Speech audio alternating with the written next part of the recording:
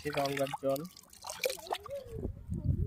উপর দিয়ে এবং নিচ দিয়ে দুইটাই ব্রিজ বয়ে গেছে।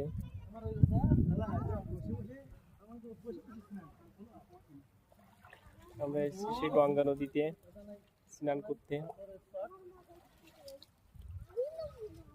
উপরে গাড়ি রেখে এখানে নিচেতে নামলাম।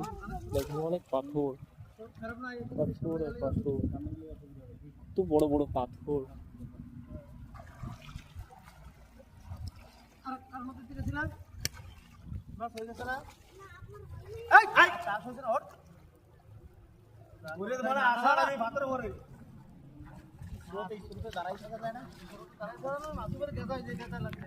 দেখছেন আপনারা সাধুরা এসছে। মনে হচ্ছে কেমন বেগ নাই